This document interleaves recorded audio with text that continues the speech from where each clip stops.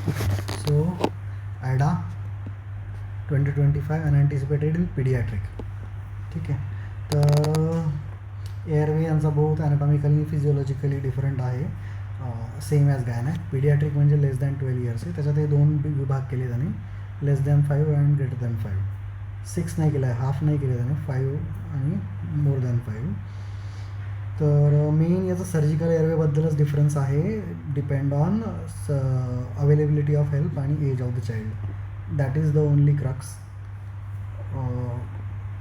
बाकीचा जो airway algorithm आहे हा सेम ऑब्ससारखाच आहे. इन ॲडल्ट पॉप्युलेशन 333 आहे.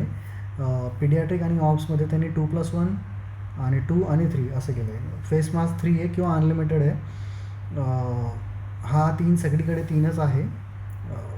फक्त LMAचा 2 केला आहे आणि 2+1 असं डिव्हिजन केलं आहे. ॲडल्टमध्ये असं स्ट्रिक्टली नाही लिहिले, but it is understood. Okay. बाकीचं काही नाही आहे. Position, NMB, tools, technique, operator, laryngospasm treat करा आणि स्टमक डिफ्लेट करा, या गोष्टी आहेत. तर ऑप्शन्स एकदा सिक्युअर झाल्यावर अवेकन करा किंवा कंटिन्यू करा किंवा LMA थ्रू ट्यूब टाका किंवा फायनल ऑप्शन ट्रकिओस्टोमी करा.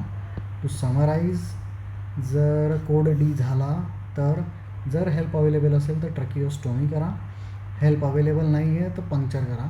पंक्चर मग लेस दॅन 5 इयर क्रिको ट्रकियल किंवा ट्रकियल, डायरेक्ट ट्रकियल पंक्चर करा किंवा मोर दॅन 5 मग क्रिकोथायरॉइड करा.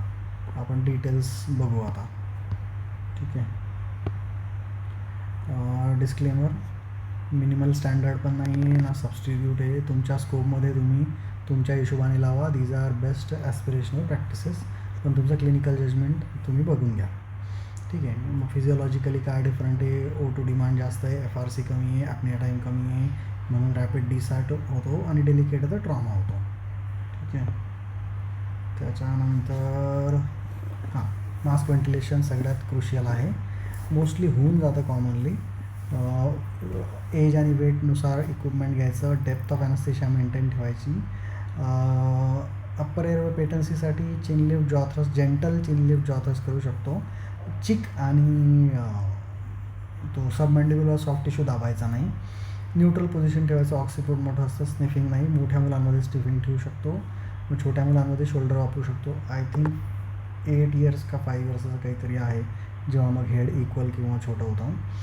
एअरवे ॲडजंक्ट तुम्ही नेझल ओरल एअरवे वापरू शकता. लॅटरल पण करू शकता. पेशंटला गेल्या खड्ड्यात तुमची टंग मोठी आहे पीडियाट्रिकमध्ये तर लॅटरल करा आणि व्हेंटिलेट करा. CPAP वापरू शकता. CPAPमुळे स्प्लिंटिंग होईल एअरवेचं. मग 2 हँड किंवा 2 पर्सन टेक्निक करू शकता.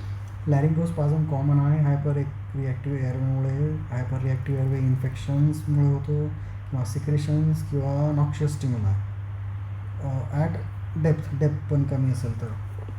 ठीक आहे. 100% द्यायचं. मग CPAP द्यायचा आहे, प्रोपोफॉल द्यायचा आहे IV. मग सक्समिथानियम 1 to 2 लिहिले, डायरेक्ट फुल डोस लिहिला आहे, बट आय थिंक 0.1 to 0.2 आहे. लार्सन्स मॅन्युअर आणि शेवटी इंट्युबेशन. लॅरिंगोस्पाझममुळे निगेटिव्ह पल्मनरी प्रेशर एडेमा होतो, तो अवॉइड करायचा. गॅस्ट्रिक डिस्टेन्शन जर झालं असेल मास्क व्हेंटिलेशनमध्ये तर ओरल किंवा नेझल ट्यूब टाकून डिकम्प्रेस करा. गॅस्ट्रिक इन्सफिलेशनमुळे स्प्लिंटिंग ऑफ डायफ्राम होईल, त्याच्यामुळे FRC कमी होईल. रिकमेंडेशन वाचायची का आधीच? ओके, ठीक आहे, संपवून टाकू, सिक्वेन्समध्ये येतात. ठीक आहे. HFNC किंवा LFNC दोन्ही काही वापरू शकतो. फ्लो 1 to 2 लिटर्स, 1 to 2 पण घेतले त्याने. ॲडल्टमध्ये 1 पर लिटर 1 पर kg दिला आहे. VL तो म्हणतो बेनिफिशियल नाही आहे. हे टिपिकल आहे याच्यातलं की सक्सेस वाढतं असं नाही आहे. व्ह्यू वाढतो, that is no doubt. Success वाढतं असं नाही आहे. टाईम कमी होतो असं नाही आहे. Benefit is equal to risk. नंतर NM ब्लॉक तुम्ही करू शकता तुमच्या हिशोबाने. 200 करू शकता तुमच्या हिशोबाने. ट्रकिओस्टोमी जर तुमच्याकडे लोक आहेत तर. मग हे एव्हिडन्सवाले, मग हे तुमचे डेल्फी कन्सेसवाले.